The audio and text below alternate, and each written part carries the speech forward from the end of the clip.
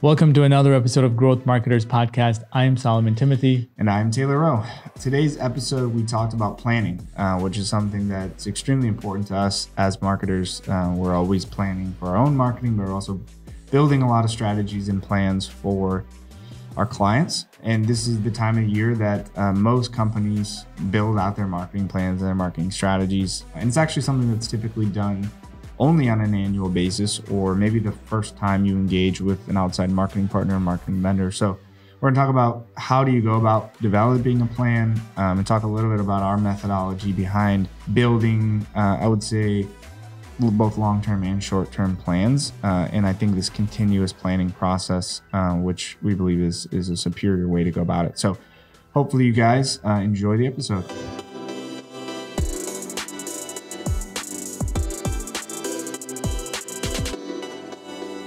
All right, Taylor, we're back in the studio for another episode. We are. This year 2020 is winding down slowly, but so fast. And what I want to talk about today is how do you plan for the year ahead? Okay. I think every CEO who's listening to me today can resonate about planning, even though we don't have the time to plan, but it is definitely a top of priority. Like I need to plan. Yeah. Again, you send out an email saying if you fail to plan to fail. That's right. So I want to talk about how do you plan a year ahead. Well, 2020 was definitely a different kind of a year that we've all experienced in our entire life.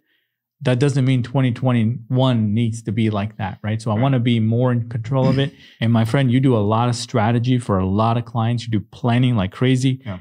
Can we talk a little bit about that for everybody today? Because I want them to have an amazing 2021. Yeah. I mean, I think, like you mentioned, every business owner, every CEO, every department head, every marketer should have some sort of annual plan. A lot of people tell you need a 3-year, 5-year plan, right? Definitely. And I think what we found in a year like 2020 is that like a lot of times, there's things you can't plan for, right? So to your point is like we want to be able to control our destiny to whatever extent that we can. So as a marketer, if you're looking at developing a plan for 2021, or you're listening to this in 2021, you're looking for a plan in 2022, I would focus on the variables that you can control. One of the biggest variables, and the way that I look at it, is you can control your planning process and your planning ideology and methodology, right? So the way that we always look at it at OneIMS, whenever we're building out strategies for our clients, we're very results oriented. So everything is typically around driving revenue, right? Whether that's increasing revenue just in general, whether that's focusing on increasing margins or lifetime value of a customer, or whatever that may be. It's all about that end result that the client's looking for, which is typically revenue based. Then we work backwards from there, right? And so if we have a big long-term goal of 1 year or 3 years or 5 years in terms of revenue, work backwards and build some benchmarks around what those long-term goals are. So if this is where we want to be in 12 months, what is our benchmark of what should look like in 6 months, right? Or 3 months. Then what you can control, again, is your activity over the next 30, 60, 90 days, right? And I would even say the shorter term is probably better because it forces you, again, when I talk about what you can control how you plan. So if you plan is, hey, here's every single piece of content that we're going to create for the next 12 months, or here's how we're going to spend our marketing budget for the next 12 months, and it's predetermined, you cannot adapt, right? You cannot be agile because you've already predetermined how everything is going to be structured. But if you say, here's where we want to be in 12 months, if this is where we want to be in 12 months, what needs to happen? What do we need to accomplish? What does that need to look like over the next 3 months to make sure that we're on path to be there in 12 months? And then even within those 3 months, what I do is make an entire priority list of here's everything that I want to accomplish in 3 months, right? Because as an organization, we're very results oriented. I'm also very accomplishment oriented, and rather than like task oriented, deliverable oriented person of like, did I accomplish this or not? Right. So if we accomplish that, if we want to accomplish this in 3 months, here's all the priorities, top 20% of things. And in that first 30 days as a marketing department, I would just focus on those activities, right? You're going to learn from those activities in terms of one, how much you can produce in those 3 or 4 weeks rather. Also, how much of the impact what you thought was a priority actually had on your benchmark, right? Getting closer to your benchmark. So this allows you for now a framework to be a lot more agile. So if you're familiar with like the development idea of Scrum methodology, agile, development. It's the same idea of, yes, we have this big goal, this big technology software that we're trying to build, but let's not try to build it all overnight, and let's not predetermine the entire strategy, right? We see way too many marketing departments of, again, building out their entire content marketing calendar all the way down to, what tweets they're going to send out, 6 months from now. I feel like, for one, you're spending too much time planning, and you're planning around the activities and deliverables rather than the outcomes. So I like to do the opposite of, what are my outcomes and what can I do tomorrow that can help me move in that right direction? Right.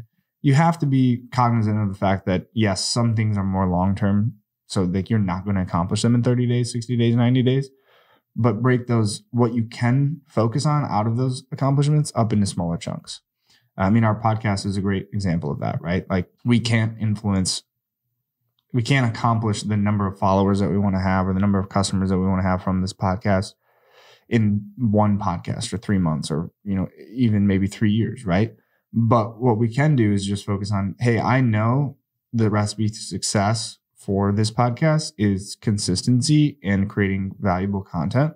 So what we can accomplish in a month is researching topics. We can focus on creating high quality content. We can focus on consistency and number of times a week we're going to be in the studio making a podcast. So those are small term, micro kind of KPIs that lead to a larger term scale. But as a marketing strategy, you need to have a good mixture of those as well. Like, you need to have enough revenue driving activities as well as brand building and high level activities. So maybe it's a long-winded answer to kind of give my explanation of how I would go about building a plan, but that would be kind of what I would focus on, is focusing on the variables you can control. And when there's so many variables you can't control, what you can control is your process, your planning process. Planning is so important, but at the same time, you need to plan in shorter sprints towards that long-term goal, if that makes sense. I like that, because to me, I think the biggest thing that I want to get out of that is goal. Yeah. What is the goal that you hope to see at the 12-month mark? Why are we doing this? Yeah. Why are we doing this? And if you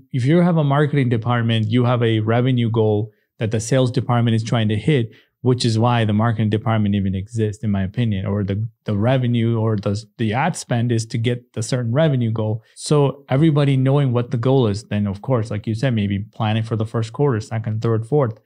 And so everybody knows, what are we trying to be at? And are we halfway? Are we third of the way? Are we 10% of the way? Yeah, it's like the, when you do like a fundraiser, I love that. In elementary school or whatever, then you have like the thermometer that you color in until you get to your goal. I mean, that's really the idea. It's like, we're not just out here knocking on doors to try to get, pennies at a time. It's like, we're all doing it so that we can ultimately get this goal of $10,000 that we're trying to raise or whatever. Sure. It's the same thing with your marketing. And I think a lot of companies lose sight of what the end goal or the outcome is trying to be. Like, what is that objective? And, if you listen to the podcast multiple times, and I think recently we talked about the idea, like, progress is greater than perfection, right? Because you just need that forward momentum. It's going to build on each other. And like, the opportunity cost is much greater to wait till it's perfect.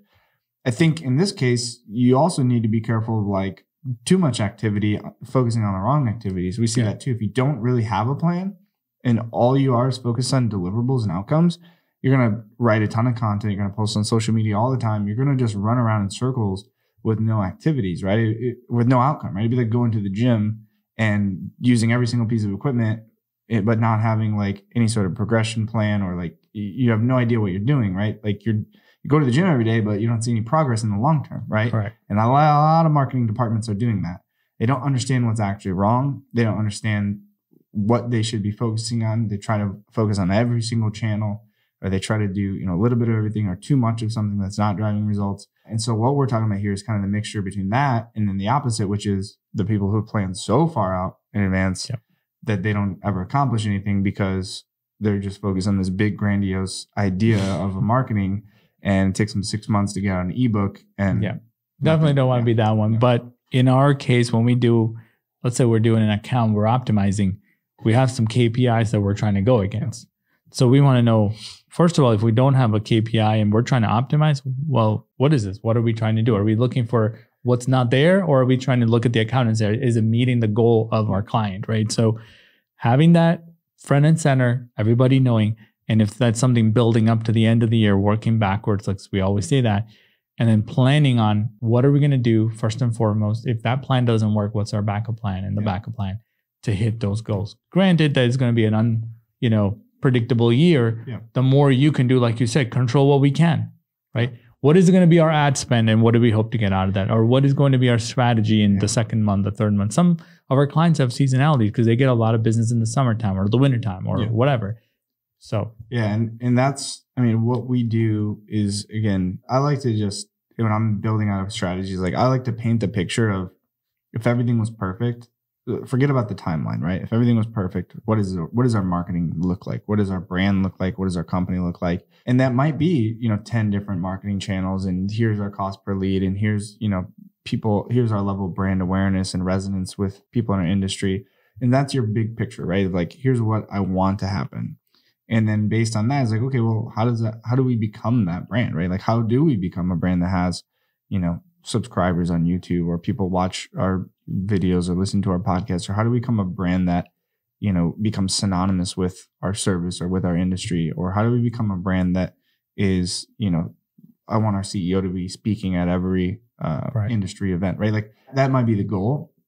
Then how do you make that happen? And then what can you accomplish in the short term? And again, that is the idea of breaking those down into smaller chunks. Like you could still refer back to that as like almost your vision board of like, hey, I want to be here, but also be realistic of how do I influence that outcome with the tools that I have today, which is my time, my internal resources, and my spend, right? Like what can we actually accomplish over 30, 60, 90 days? And I don't look too far past that unless you're planning like for a big, event or something like that you need to plan longer than 3 months. But most things that you can influence, you can break up into smaller chunks and just focus on those. And then that also forces you in the short term, because of course you're likely reporting to somebody else where, like you mentioned, you're responsible for driving leads for the sales department. So do those simultaneously of like, I'm going to spend 20% on these long-term initiatives of my time, 1 day a week or whatever you want to break up your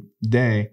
And then 80% on what's actually driving revenue today. And at some point you'll make that shift where the brand is driving more value than the performance marketing search ads that you have on Google. Definitely. And even I like that if you can at least plan 90 days out, you're going to be way ahead of 90% of the marketers who have no plan, which is the whole episode I want to get across, is that they'd come to me with no plan. Exactly. No plan. Well, the plan too, and I think it's like the, paralysis by analysis is like when you try to plan, someone says to you, you have to have a 3-year marketing plan. And then like how granular can you get? Right. And then the more granular you start to get, it really comes down to like, it's too overwhelming and then you plan nothing. So write down, your 3-year goal should be like 6 bullet points. And then your 3-month plan or your 3-week plan should be actual things that you're going to get into, right? Like what do we actually need to do? And then you're going to build some momentum and you're going to get into a swing of things and you're going to have, some level of consistency with like your actions and what you're doing from a marketing standpoint. This also allows you to be agile, right? I mean, 2020 we've seen is like the most unpredictable thing, right? And so from a marketer's perspective, if you had how many people did develop a 12-month plan that they just threw out, right?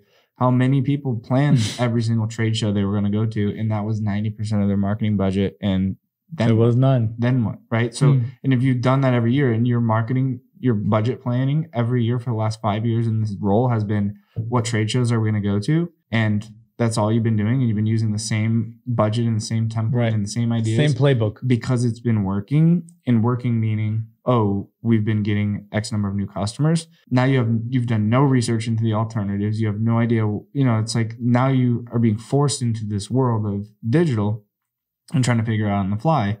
Yeah, we're all trying to figure out 2020 on the fly. But at the same point, if you have this methodology in place and you always revisit it every 90 days and said, okay, let's revisit everything that you just talked about, our metrics, our short-term metrics, our long-term metrics. Do we need to adjust our goals, our benchmarks, increase them? Are we surpassing our lead goals? Or are we underselling ourselves? Or do we need to extend that? Like, were we unrealistic with what we thought was going to happen on Facebook ads, right? Because, we thought we were going to just explode and get all these new customers, when in reality we got all these leads, but our salespeople didn't like the quality, so we had to address. So like maybe the next quarter we don't spend any money on you know, Facebook. So I think you need to be agile, and we've just found that time period, you know, 90 days or so is a good amount to allow you to plan for short term, allow you a long enough time to execute, and then also reflect. And look at it and say, hey, what do we want the next 90 days to be? Well, that is what I wanted to get across, is that, again, as we talk to business owners, we're doing a lot of planning, but fact of the matter is there's probably other areas in their business that they can plan. Even though it's new year, just around the corner, not sure what it's going to be like. But again, if we don't have a plan, I feel like we're going to plan to fail. Sadly. It is. Yeah, I do 100% agree with that. Is like, you know, we'll say it again just to you know, be cliche as possible. But yeah, you fail to plan.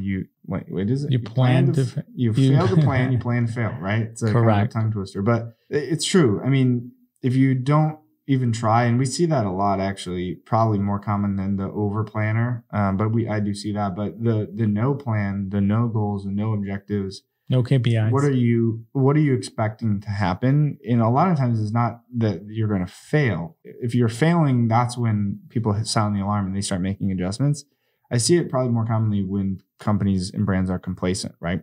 So the example that I gave with the trade shows was like, the status quo is the easy, comfortable route. And so going out on a limb, and if you're a marketing director, manager, you know, VP of marketing, CMO, whatever, anybody besides someone else is writing your check, right? Someone else's name on the check. It's hard to go against the status quo when the status quo has been producing some result, because now you're potentially putting your job on the line, right? Correct. You should go to your boss and you say, hey, I know that we get every single one of our customers from trade shows, but I want to spend $0 on trade shows next year, and I want to invest it all into digital marketing. What happens if you're wrong, right? And that is the scary part for a lot of marketers. And so planning is essential to that, because you need some confidence behind the fact that you're going to do it. You might know, like, hey, I can see all of our competitors are shifting to digital. I'm a consumer myself.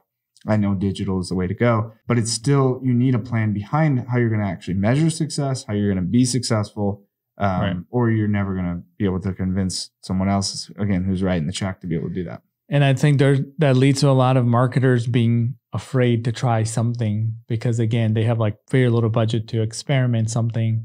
And it's like you said, it's the risk. And you definitely have something against trade shows. Anything against trade shows. It's just a great example of B2B mindset trade shows. And actually, I believe trade shows are going to make a comeback, and they're probably going to be bigger than they may have been in the last 3-4 years, because people miss that interaction. Well, you talk about a trade show every episode. It's a great example, because we work with so many B2B organizations that they literally, that is their strategy. The model, that is the strategy. Stupid model. And it's how they get business. And I think it's a flawed way to go about it. Yes, I agree. So to, again, summarize, planning is critical. And as a company here, we do pretty much every single client go through this rigorous 90-day planning before we touch anything. We want to make sure we all know what we're trying to do.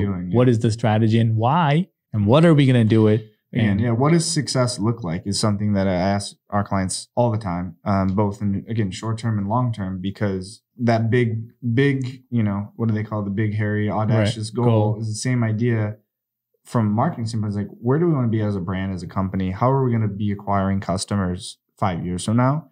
That's our big goal. Like, okay, well, what is our goal now? Like, how do we influence that? And what is success? If we're going to, like I said, we know we want to spend money on Google ads, Facebook ads, organic. We're going to create content marketing. We're going to do, PR, whatever that is. Like, okay, great. I agree. We should do that. But what is this? What does that look like? What are we happy with? What is the intended outcome?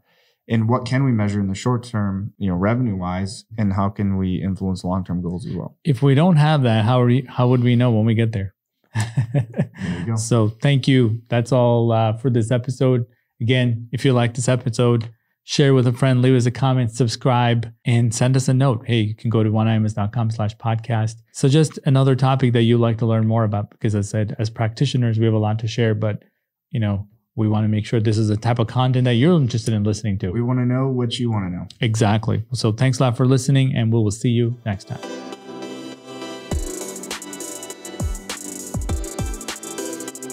Growth Marketers is brought to you by OneIMS, helping you reach new heights through integrated marketing.